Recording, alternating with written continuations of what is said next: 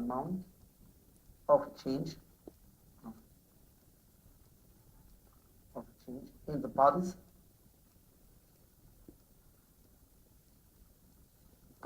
speed in a second.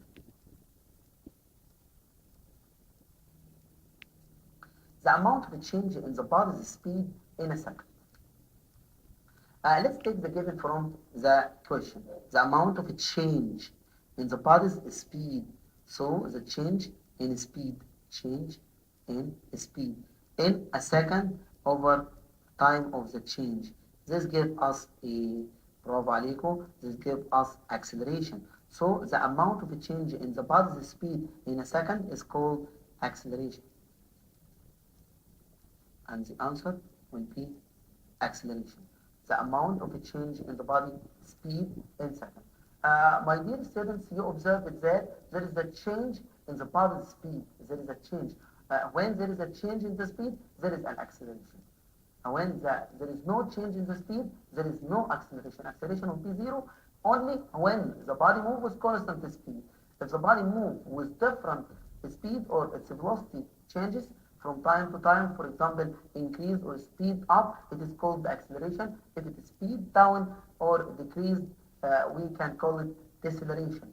So by increasing the speed, we have an acceleration since there is a change in speed, while if there is no change in the speed, it is constant speed, for example, the body moves with no acceleration. I'll draw a graph to you to explain it clearly. You can see here, if we have a graph like this between distance in meter and time in second, or velocity in meter per second and the time. A, B, C, D. Describe the type of motion in each segment. Of course, from A to B, the car speeds up. Why you know that there is an increase in the speed? As time passes, the speed increases. Imagine this is 10 meter per second, and this is 0, the origin. This body starts from rest. The body starts from rest. Since the starting or the initial velocity v1 equals 0, and it speeds up until it reaches 10 meter per second during 10 seconds, and then 50 and then 60. It speeds up, the body starts from rest, v1 equals 0, it increases until it reaches 10 meter per second. So the final velocity v2 will be equal 10 meter per second.